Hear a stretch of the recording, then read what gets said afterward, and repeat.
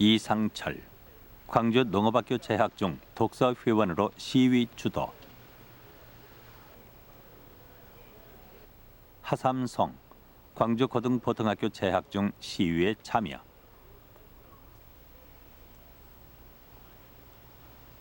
김기관, 광주 고등보통학교 재학 중 동맹 휴학을 주도하며 독서회 참여.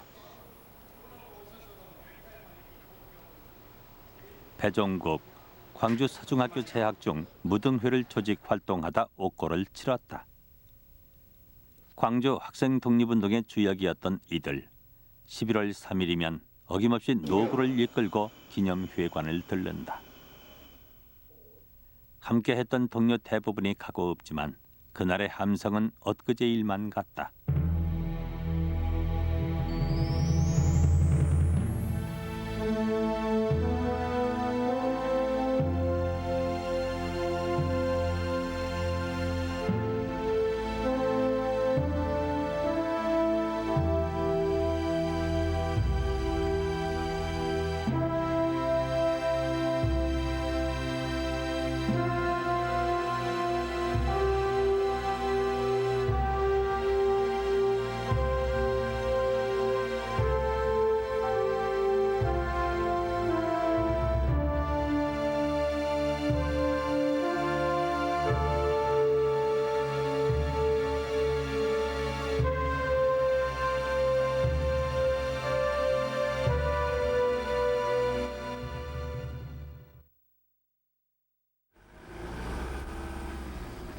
광주 학생 독립운동 70년의 역사를 거슬러 올라가기 위해 가장 먼저 장제성의 후손을 만나러 갔다. 장제성은 광주 학생 독립운동의 주역이면서도 역사의 그늘에 가려져 있는 인물이다. 장제성의 외아들 상백씨, 27년 전부터 연고도 없는 이곳 산골에 살고 있다. 상백씨는 한사코 취재진을 피했다. 마을 주민들도 그의 선친에 관한 자세한 사정을 알지 못했다. 말씀하신 적이 있습니까? 그 일절 안 했거든요. 부모님에 대해서 얘기는 안 했어요. 다른 이야기는 해도 일절 부모님 얘기는 안 해요. 독립운동 하시다가 돌아가시다가 그런 얼른 저기 한 얘기만 했지.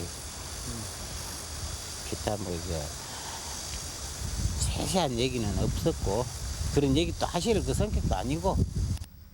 죄송합니다. 어제 한번 찾아뵀습니다만 안 계셔가지고. 그 이튿날 오전 일찍 다시 찾아갔을 때야 비로소 그를 만날 수 있었지만 선친에 관해서는 굳게 입을 다물었다.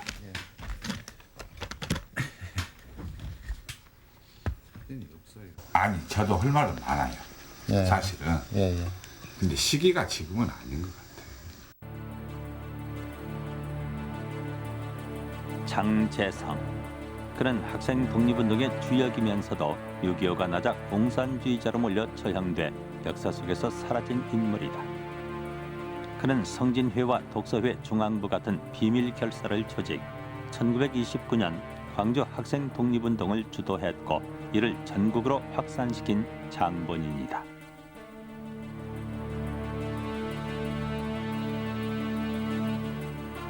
(1929년) 광주에서 점화돼 전국으로 확산된 광주 학생 독립운동.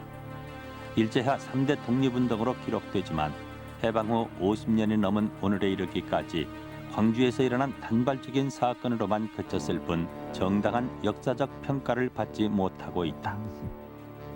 당시 광주 학생 독립운동자들에 대한 탄압이 너무 가혹했습니다. 그렇기 때문에 쫓기는 몸으로서 그 기록을 또는 자료를 제대로 남길 수 없다는 그런 한계가 하나 있고요. 그 다음에 또 제가 생각하기는 일제 측 자료를 보면은 이 광주 학생 독립운동을 이 좌익계의 어떤 사상운동 비슷하게 이렇게 그냥 몰아갔습니다. 우리나라의 독립운동이라고 하는 이런 차원에서 이 분석을 하지 않냐고.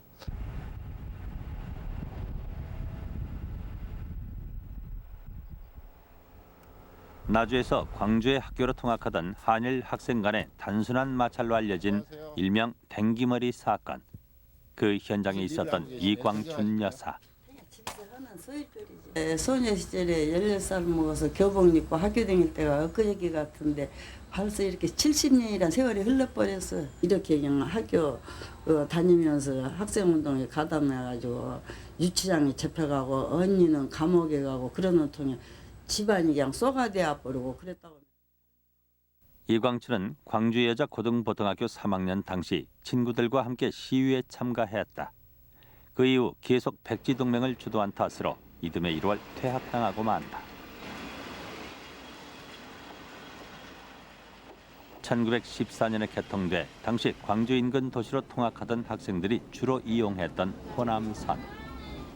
광주의 학교에 가기 위해 기차를 같이 탔던 한일 학생들은 사소한 말이나 행동에서도 서로 충돌했다. 일본 사람들하고 같이 섞어서 다니고 이렇게 항상 어깨가 안 좋아갖고 그냥 그것들이라면 그냥 미어 죽겠고 그런 참이었어요. 반일 감정이 반일 감정이 심해갖고 차근차근 나이가 먹을수록에 반일 감정이 심해갖고 일본 사람은 적으로만 봤지 고운 눈으로 안 봐줬어요.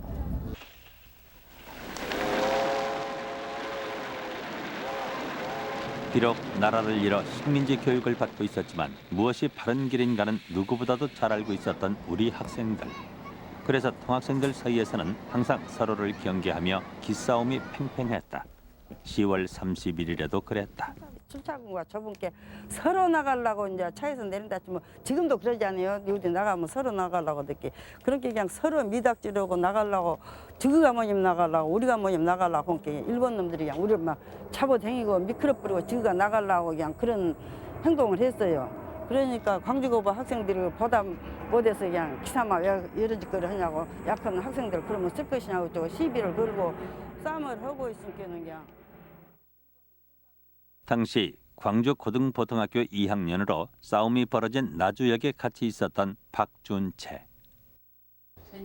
네, 조선인 주제, 한국인 주제 그 좋게 말하면, 근데 나쁘게 말하면 선진 그자 다 떼버리고 조선인 주제 그 모양의 그 말이. 그래서 싸움이 붙었습니까? 네, 이제 그것이 싸움의 원인이지 아무것도 아니지만은 자주 벌어졌어요. 기차 통학생들에서. 그렇게 소위 기차 통학생들끼리도 일본 애들이 미운 애들이 있으면 저놈을 죽여야겠다 하는 그런 생각을 가진 사람들이 있었던가 결사대를 조직한 사람들이 있었어요. 조선인 주제에 이 한마디 말로 그동안의 한일 학생 간의 갈등은 폭발돼 나주역 앞은 순식간에 아수라장이 되어버렸다.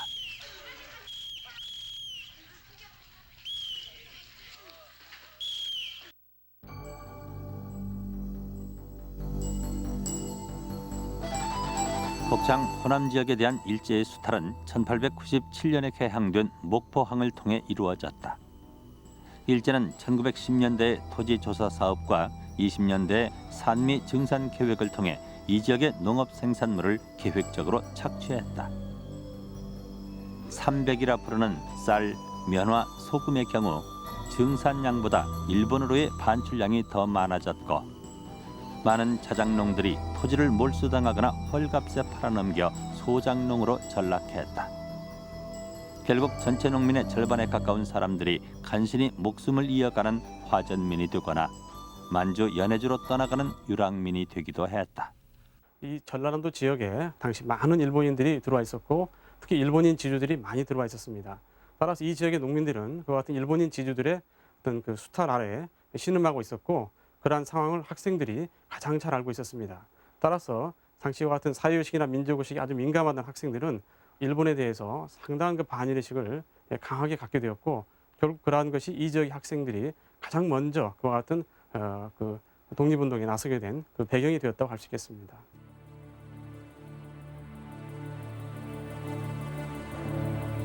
또한 일제는 학교를 내선일체, 황국신민 같은 사상교육 현장으로 이용했다.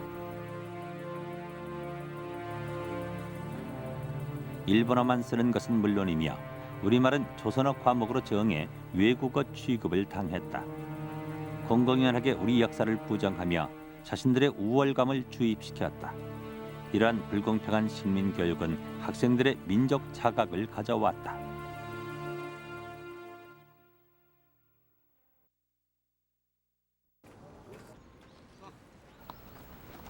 걸출한 야구 스타를 배출한 광주일고 야구부는 1923년에 창단된 광주고보의 야구부에서 출발한다.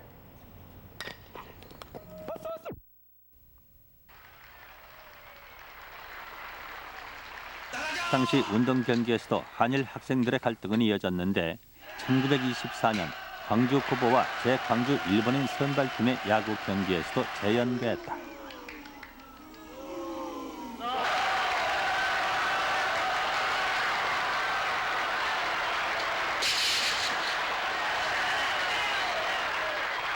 불공정한 판정은 한국인과 일본인 사이의 집단 패싸움으로 확산됐다.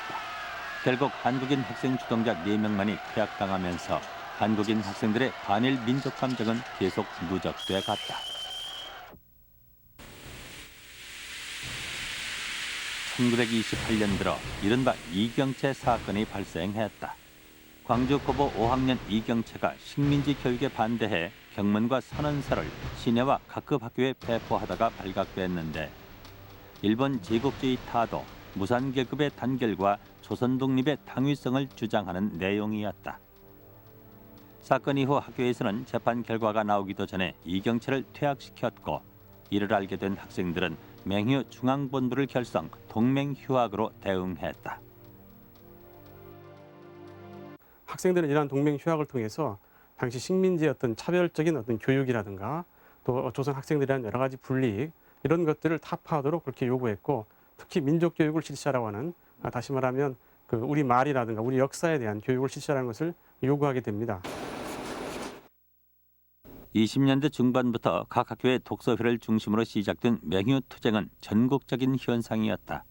맹휴의 성격은 학교의 내부의 사정으로 끝나지 않고 식민지 노예 교육의 철폐와 학원 내의 자유 획득, 민족 해방 운동으로 이어졌다. 1926년 11월 광주에서는 성진회가 결성된다. 훗날 광주 학생 독립운동의 기초가 되기도 한 성진회는 광주고보 5학년이던 장재성과 왕재일 그리고 최규창 등과 광주 농업학교 박인생 등이 결성했다. 이들은 독서와 토론을 통해 민족의식을 길러나갔다. 그리고 당시 유행하던 사회주의 사상에도 관심을 두어 이를 독립운동의 한 방편으로 도입해 탐구했다.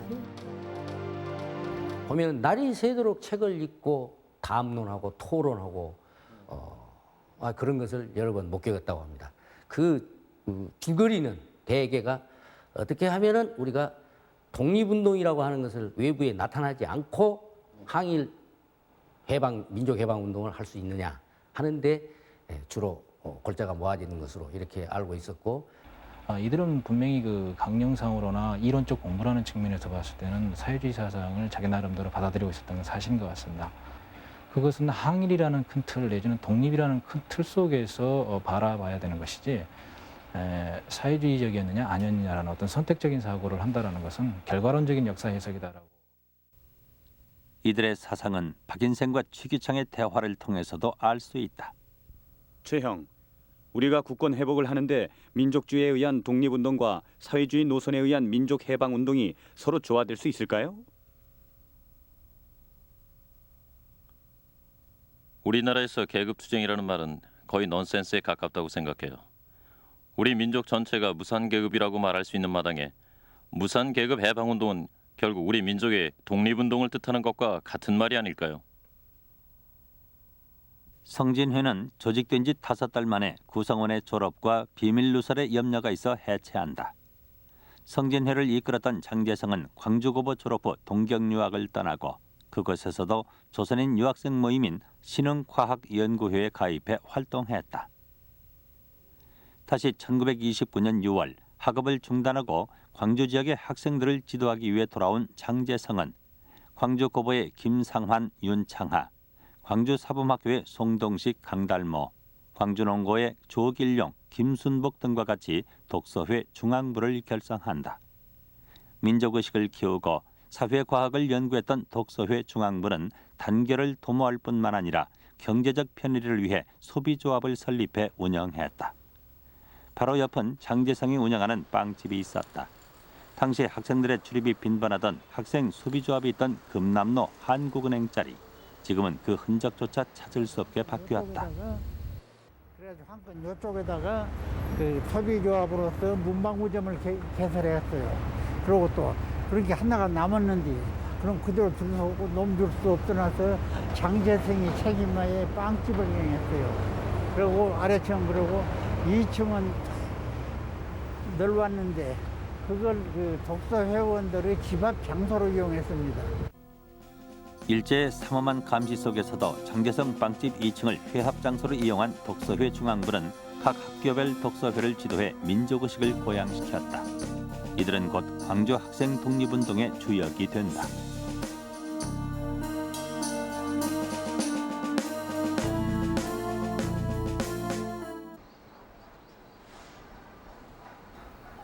(1929년 11월 3일) 이날은 일본의 4대 명절 중 하나인 명치절로 현재 광주공원에 있었던 광주 신사에서 기념 행사가 있었다. 이날은 마침 음력으로 개천절이기도 해 명치절 기념식에 강제 동원된 한국 학생들은 심한 민족적 굴욕감을 느껴야 했다.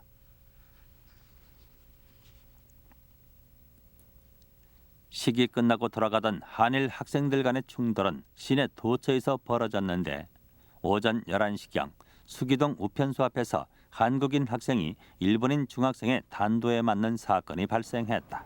그 당시 아주 나하고 친한 친구인데 첫상현이라는 사람이 그 일본 학생이 휘두른 단도에 이 코가 탁 긁혀버렸어요.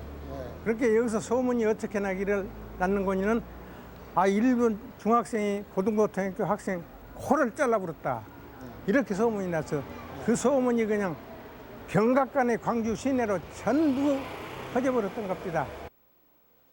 싸움이 불리해진 일본인 학생들은 광주역 쪽으로 도망갔고 한국인 학생들이 뒤쫓으며 싸움은 계속됐다.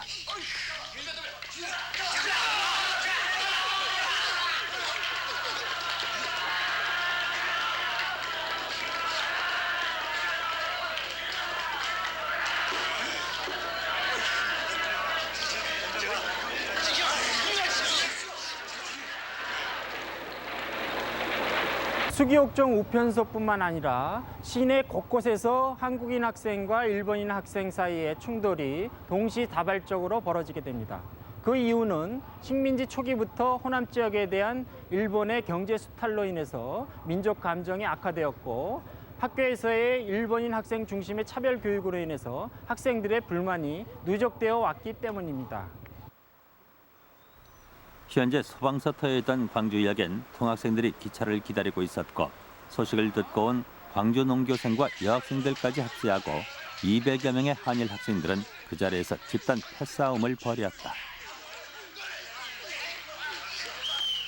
배치가 아니라 그냥 막 혼전을 했어. 섞어가지고 막 주먹 기르고 멱살을 잡고. 그래가지고 일본 놈들이 새가 불리하니까 저리 플랫폼을 넘어서 저쪽으로 그냥 논으로 해서 내빼붙다고 학교로. 광주역에서의 이날 싸움은 경찰과 두 학교 교사들에 의해 일시 중단되고 광주고보 강당으로 돌아온 한국 학생들은 다시 가두 시위를 기획한다. 한편 홍학관에서는 장대성, 장석천 등이 12개 항에 이르는 결의문을 발표, 학생들의 단순 시위를 반일 투쟁으로 방향을 돌린다.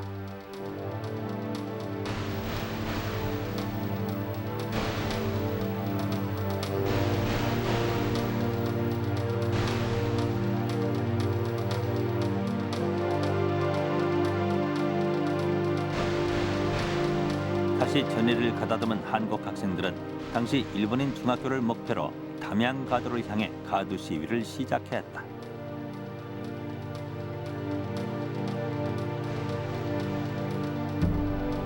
이때 나타난 경찰이 시위대를 막아서자 학생들은 동문다리에서 방향을 바꿔 시내 중심가로 향했다.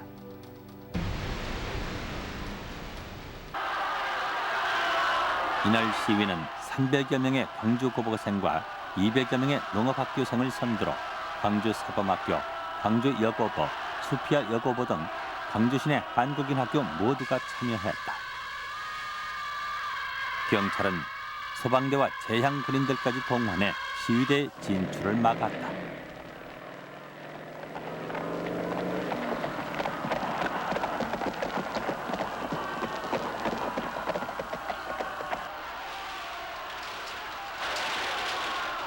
경찰의 저지에도 불구하고 시내로 전진한 시위대는 도립병원을 거쳐 천변을 따라 행진을 계속했다.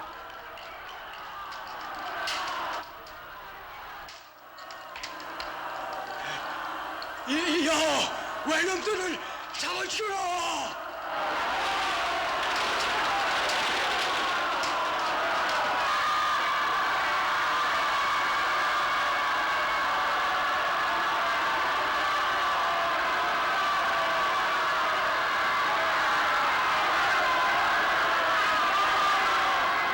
전교생이 농업학교 전교생이 말이요. 그 시위에 같이 참석을 했었죠. 참가를 했었죠.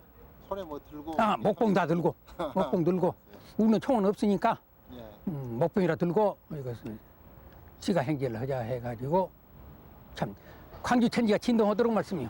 대단히 치열했습니다. 그래가지고 일본 사람들 말하자면 심금을 간담을 떠들게 한 편이지요. 친민지 교육을 철폐해라. 어제 우리 국어 보고 조선을 하거냐. 우리는 그런 교육을 안 받으란다. 그리고 신사참배 반대를 한다. 그리고 여러 가지 문구가 한 12개 조항 이렇게 그때게 반지 사질지로.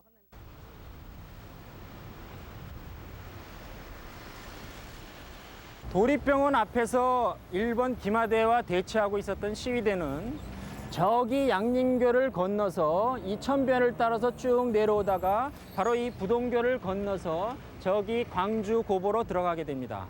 이들 시위대가 이렇게 조직적이고 일사불란하게 행동할 수 있었던 것은 그 이전에 성진회와 독서회와 같은 비밀 결사를 통해서 항일 민족의식이 조직화될 수 있었고 또 여러 차례에 걸친 동맹휴학을 통해서 이러한 의식을 조직적으로 표출할 수 있었던 경험이 있었기에 가능했던 것입니다. 광주의 한국인 학생 대부분이 참여한 이날 시위를 신문들은 대서특필했다. 사건의 진상이 자세히 보도되면서 이 사실이 전국에 알려졌다.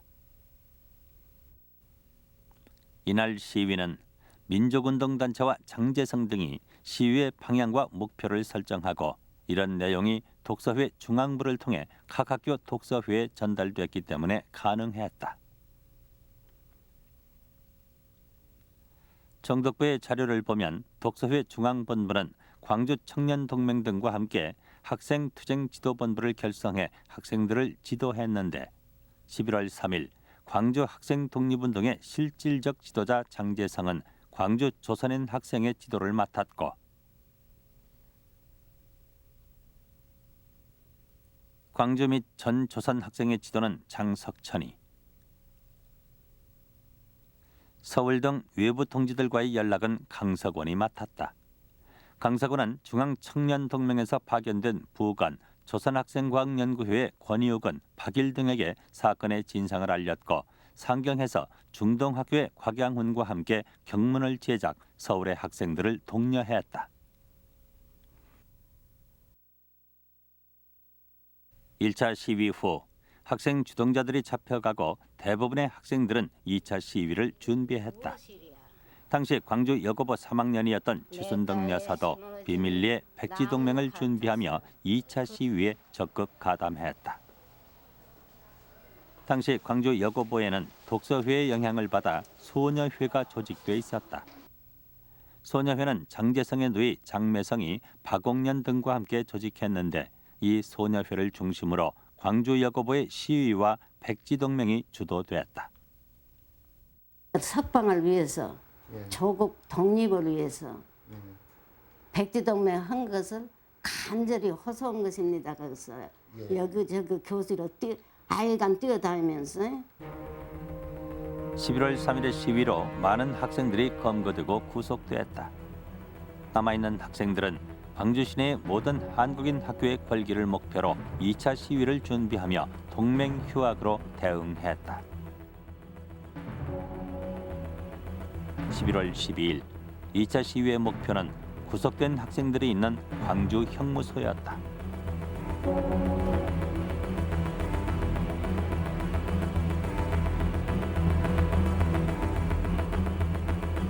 한국 학생은 말이야 다 나가자. 2차 시위가 있다. 그 노문동 어디 그 파출소가 있어요. 그 가서 경찰이 밀어서 이놈들이 딱 가로막고 있어서 우리 노무백회는 시위를 못해서 끝까지 뵙기. 본정통으로 가는 거예요. 형무소 습격해서 우리 학생 구하자고. 나도 그때 2학년이거든. 뭣도 모르고 뭐 사반당가 무엇인가 들고 그냥 팍 쫓아가.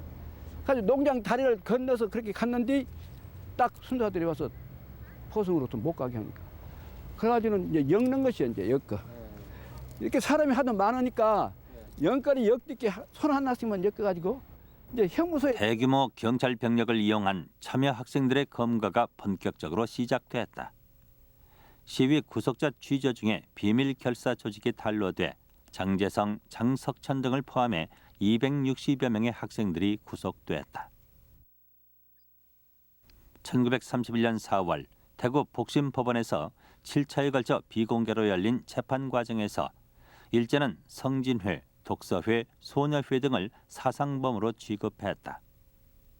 성진회의 성격을 공산주의 연구로 규정하고 광주 학생 독립운동의 지도자를 공산주의 배후 세력으로 몰아갔다. 재판 결과 장재성 등 관련 학생 모두는 중형을 선고받았다.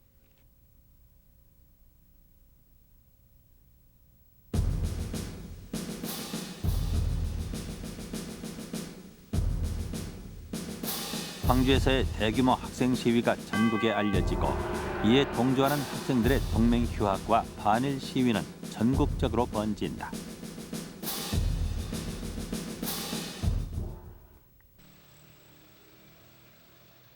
서울에서의 시위는 12월 9일부터 시작된다. 당시 만리동에 있던 양정고등보통학교. 이 학교에도 광주 학생 독립운동의 영향은 이어졌다. 동요 작곡가로 유명한 윤석중 선생은 1929년 당시 양정고보 5학년 졸업반이었지만 졸업을 하지 못했다. 몇 달 후면 졸업할 선생은 자퇴를 하고 시위에 참여했기 때문이다. 광주에서만 그친 것이 아니고 전국적으로 번져가지고요. 전국적인 학생 운동이 그때 크게 일어났죠. 그때 이제 양정학교도 나중에 이제 우리라고 가만히 있을 수 있느냐 해서 들고 일어났는데 졸업반 애들은 아니 며칠 안 지면 졸업장 받지 않느냐. 그냥 대강 앵기자 이랬는데 그게 또 걸려가지고요.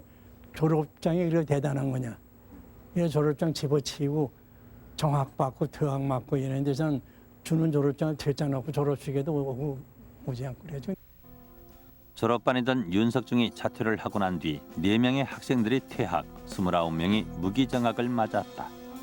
이 파문으로 3학년 학생들을 중심으로 동맹 휴학에 들어갔다. 12월 중순 들어 양정학교뿐만 아니라 서울 시내 30여 개 학교에서 광주 학생 독립운동을 동조하는 동맹 휴학과 시위가 연일 벌어졌다. 일제의 진압은 거칠어지고 구속자도 늘어났다. 서울의 참여 학교 중 중동학교가 가장 적극적이었다. 1930년 1월 말 서울에서 시위가 한창 진행 중일 때 중동학교 전체 학생 790명 중 769명이라는 대다수의 학생이 결석을 하며 참여했고 이 중 198명이 검거됐다. 광주 학생 운동이 11월 말 12월 초에 전국적으로 확산될 수 있었던 그 요인은 물론 그 동일한 객관적 조건적 식민지 노예 교육을 받는다든지 독립을 지향했다라는 요인이 객관적으로 전국적으로 누구나 다 동일했다고 볼 수 있지만 내부적으로 봤을 때 당시 학생 운동 자체가 전국적인 학생 조직체를 건설하려는 이론과 그다음에 학생 운동 참가자들이 동의를 하고 있었다는 사실이 일단 중요하고요. 해를 넘겨서도 서울에서의 반일 학생 시위는 계속됐다. 1월 15일 대규모 2차 시위가 있었는데 이날 창경궁 앞을 지나 해화동, 종로 5가를 통과한 시위대는 경신학교 학생들을 선두로 보성, 중앙, 휴문고보 등 천여 명의 학생들이 참여해 가두 행진을 했다.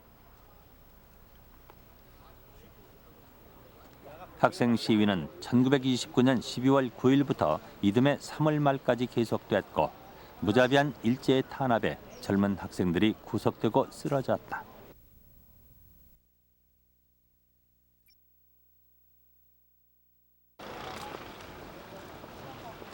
1929년 6월 개교해 첫해 1기부터 마지막 17기까지 항일운동으로 유서 깊은 대구 사범학교. 광주 학생 독립운동의 파문이 일자 학교 당국은 문제를 일으킬 수 있는 학생들을 유시 퇴학이라 하여 내쫓았다. 당시 기숙사 사감이었던 조선인 교사 현준혁의 지도 아래 학내 비밀 결사로 시위를 주도한 학생 37명이 퇴학을 당하고 5명이 수감됐다. 그 학생 자체의 그런 소질과 또 지도하고 계시는 현준혁 선생님의 지도가 그 방면을 자꾸 이제 재촉을 하고 하는 그런 데다가 더욱 이 광주 학생 사건 같은 것이 일어나서 이 우리들에게 큰 자극을 주기 시작했죠.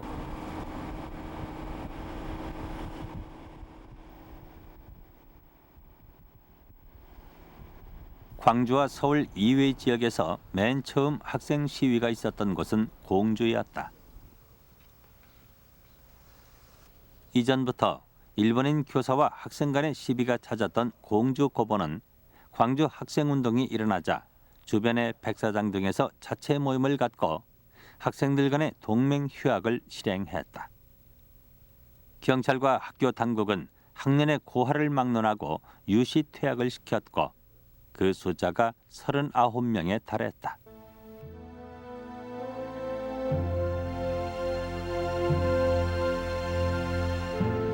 광주에서 시작된 학생 독립운동은 이듬해 3월까지 계속돼 전국적으로 전문학교 4개교, 중등학교 136개교, 고등학교 54개교, 5만 4천여 명의 학생들이 참여한 전국운동으로 3.1운동, 60만세운동과 함께 일제하 3대 독립운동으로 기록된다.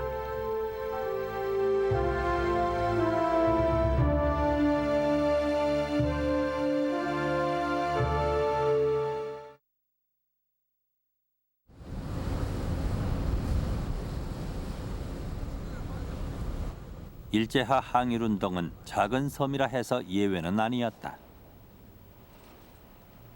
명사심리 해수욕장으로 더 유명한 신지, 광주 학생 독립운동을 서울로 알려 전국화에 큰 공헌을 한 장석천은 이곳에서 태어났다. 작은 섬 신지에서는 장석천 말고도 많은 애국 투사들이 배출됐다.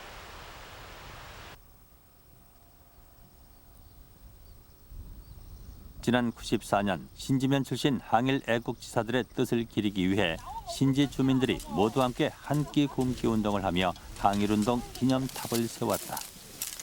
해방이 될 때까지 조선의 독립을 위해 목숨을 바쳤던 애국지사 50여 명의 이름과 함께 30년 짧은 생애 동안 지하 항일운동을 주도한 장석천의 이력이 탑의 한 편을 차지하고 있다. 바다의 거센 파도 틈을 가르고 가는 작은 배를 연상시키는 탑의 조형은 강인한 한일 정신이 엿보인다. 신지가 그 작은 섬이지만은 그 훌륭한 그 어르신들이 계셔가지고 일제 침략에 그저 볼 수 없어가지고 맨손으로 튀어가지고 상당히 그 활약하신 것을 우리가 자꾸 귀로 듣고 해서 우리가 그분들을 추모도 하고 후세 교육도 되고 하기 위해서 우리가 1903년 신지면 송곡리 대푸호의 삼남으로 태어난 장석천은 서울의 중앙보성고보로 진학, 조선학생회 등에서 활동했고 광주 학생 독립운동 이후 경성방직공장 종업원들에게 항일의식을 고취시키다 체포돼 1935년 옥사했다. 후손은 물론 한평남짓 무덤도 없지만 조국의 독립을 위해 보다 적극적인 방법으로 지하운동을 했던 장석천. 자신의 의지를 굽히지 않았던 열혈 청년운동가의 높은 뜻은 시간이 흘러도 변치 않을 것이다. 광주 학생운 독립운동을 거쳤던 세력들 중에서 보다 더 온건한 입장을 가지고 있었던 세력들은 결국은 그 한국 민족의 독립을 해 나가기 위해서는 국민들이 계몽돼야 된다는 그 애국 계몽 운동으로 집중이 되게 됩니다. 또 한편으로는 보다 더 적극적인 방법으로 독립운동을 전개해야 된다고 생각했던 세력들은 바로 1930년대 전국 각지에서 아주 끊임없이 빈발했던 소작쟁이 운동이라든지 또는 적색 노조 운동이라든지 바로 이런 운동 속에 바로 직접적으로 투여되게 됨에 따라서 한국의 독립운동을 해나가는 양대 세력으로 형성되는 큰 발화점이 되지 않았는가. 1937년 중일전쟁 및 1941년 태평양 전쟁의 발발로 일제는 한반도를 대륙 침략의 병참기지로 이용했다. 내선 일체를 내세우며 창시 개명, 일어 상용 강요, 징병과 징용, 공추를 일삼아왔다. 신민화 교육 정책을 더욱 강화해 우리 민족혼을 말살하고 일본 천황의 충성을 다짐하는 조회와 신사 참배가 매일 계속되었다. 이런 가운데서도 학생들의 항일 민족의식은 꾸준히 계승되고 있었다. 삼엄한 시절 대구 사범학교에는 3개의 비밀 지하 조직이 있었다. 심상과 8구기생들이 항일운동을 기리기 위해 만든 이 탑은 문예부, 연구회, 다혁당을 상징하는데 당시 참여했던 30여 명의 학생들은 토론과 독서를 통해 반일 항일의식을 키워나갔다. 어떨 때는 모든 동지들이 이제 일단은 죽음을 각오하고 이제 하는 겁니다. 한 건 없지만은 그래도 어쨌든 나라를 찾아야 되겠다 하는 그런 굳은 이제 각오로. 1938년 교명이 광주 서중으로 바뀌었지만 1929년 학생 독립운동의 항일 정신과 송홍 선생 가르침은 후배들에게 계승됐다. 광주 고보 개교 이래 한문과 조선어를 담당했던 송홍 선생은 광주 학생운동이 일어나자 학생들을 지도 격려하며 끝까지 민족교육에 헌신했던 참 스승이었다. 이러한 선배와 스승의 가르침은 그대로 후배들에게 전해졌다. 1938년 고 나금주 선생이 박화진, 배종국과 함께 비밀 결사를 조직했다. 선배 장제성이 무등회라 이름 지은 이 비밀 결사 조직은 민족 말살 정책이 극에 달했던 일제 말 조선 독립을 위해 우리 역사 연구와 조선어 쓰기를 벌이며 학생들에게 적지 않은 영향을 주었다. 고문치사, 국가나 민족을 위해서 뭔가 목숨 바쳐야 할 일이 있으면 기꺼이 목숨 바친다 해서 단합이 사실은 잘 되었습니다.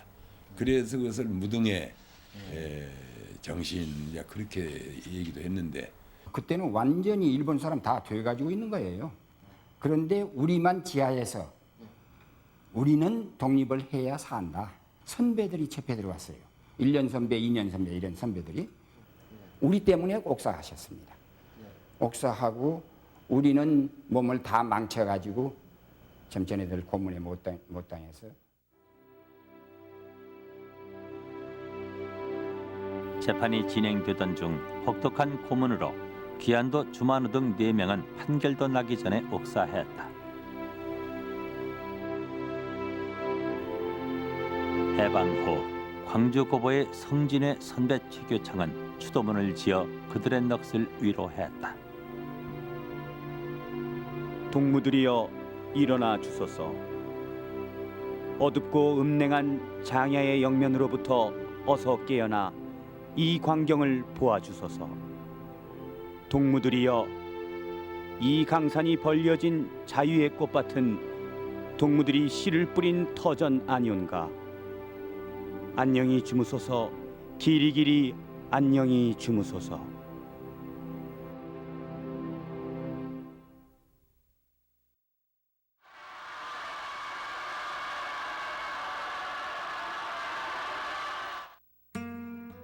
해방 후 1953년 김정순 국회의원의 제안으로 학생 독립운동의 뜻을 기리는 학생의 날이 제정됐다. 1954년 이승만 당시 대통령의 친필이 새겨진 광주 학생 독립운동 기념탑 제막식과 경축 행사는 참여학교 대표들과 함께 전국적인 규모로 열렸다. 그 이후 4.19가 일어났던 1960년엔 윤보선 대통령이 학생탑에 헌화했고 1964년엔 박정희 대통령 부처가 내방했다. 당시 전국의 많은 학생들이 선배들의 정신을 기리고자 기념탑을 찾았다. 그러나 유신을 맞아 학생들의 반정부 활동을 봉쇄하기 위해 학생의 날이 폐지됐고 기념탑 참배마저 금지됐다. 고공 시절 다시 학생의 날이 부활됐지만 전국적인 행사는 없고 광주에서만 조촐한 기념식이 치러져 왔다. 금세기의 마지막 학생 독립운동 기념일 70주년을 맞아 당시 참여했던 많은 학교의 대표들이 참여해 그날의 뜻을 기렸다. 또한 각계 귀빈들이 참석해 더욱 뜻깊은 자리가 됐다. 일동 공력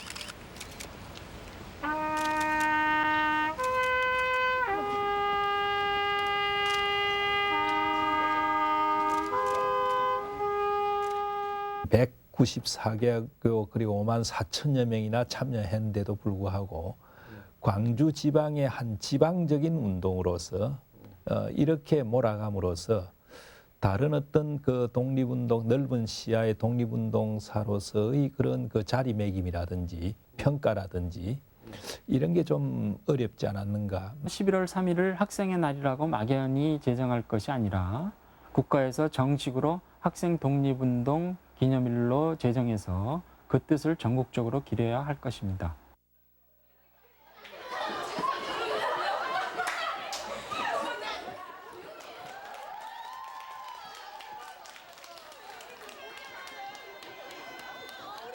시험 어서 보지 못 나가게 한다고 할 때 그놈 박차고 미끄러버리고 요리에서 집에서 백지동맹 한다고 우리가 백지 시험도 안 보고 나가고 잡혀갖고 우리 고생했지.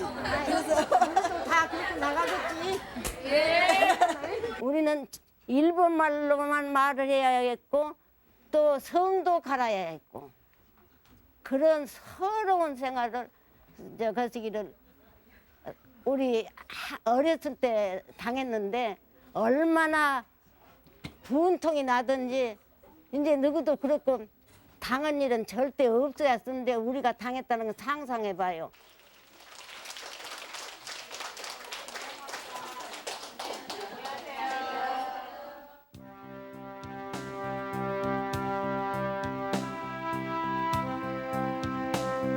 우리가 세운 목적이 그런 것이라면 언제든지 실패할 것이요. 우리가 세운 목적이 옳은 것이라면 언제든지 성공할 것이다. 굴욕적으로 사는 것보다는 차라리 죽음을 택하겠다는 의지로 전국의 청년과 학생이 주체적으로 일어났던 학생 독립운동. 이제는 70년 역사 가운데 정당한 자격으로 서야 한다.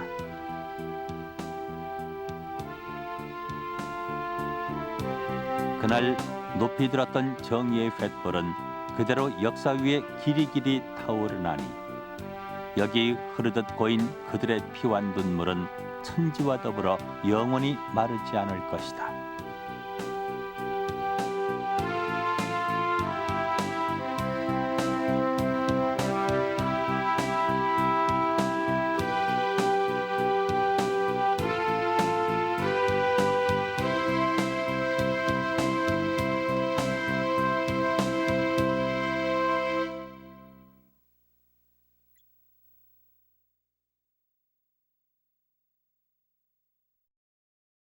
축제와 관련된 일종의 그 인력 동원 그리고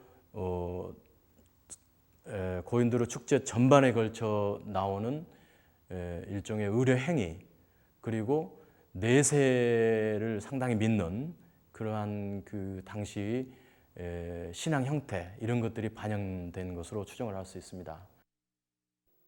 전남 보성강과 남해안 지역의 고인돌에서 많은 부장 유물이 출토되고 있다. 이렇게 다른 지방에 비해 부장 통습이 유행한 것이 전남 지방 고인돌의 세 번째 특징이다. 여수 정량동 고인돌의 경우에는 더욱 주목할 만하다. 여기서는 비파형 동검 7점과 동모 1점이 출토되었다. 전국 60여 개의 비파형 동검이 모두 출토되나 그 유구가 불확실한 데에 반해 전남 지방에서 출토된 16점의 비파형 동검이 모두 고인돌 유물인 점을 감안한다면 이것은 고인돌 사회 당시 이 지역과 중국 요령 지방과의 교류 가능성을 짐작케 하는 일일 것이다. 한눈에 보아도 중국의 것과 정량동에서 출토된 동검은 닮은 꼴이다. 그러나 우리는 작은 형태상의 차이에 주목해야 한다.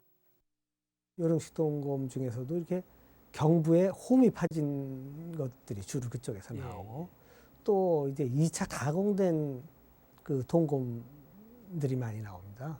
그래서 그런 예를 이제 중국 그 요령 지역에서는 찾아보기가 어렵습니다. 그래서 일단 요령식 동검 문화가 들어오면서 여기 자체적으로 또 이렇게 어떤 변화를 겪지 않았을까 그런 생각을 하는데요.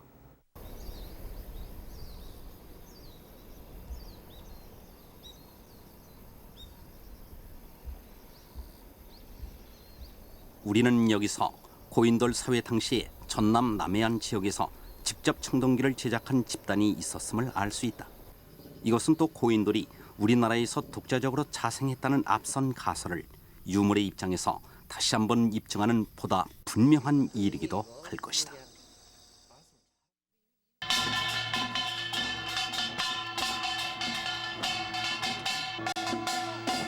정월 보름, 해마다 승주 광천리에서는 하나의 풍요와 평화를 기원하는 고인돌 제사를 지낸다. 상향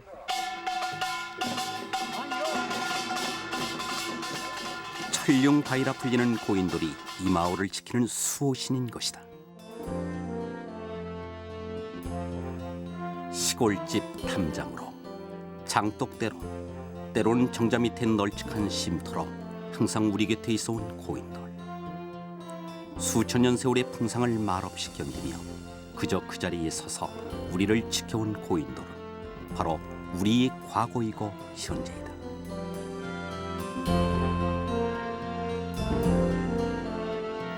그 소중한 문화유산을 이제는 우리가 지켜야 한다. 한결같은 고인돌의 모습으로.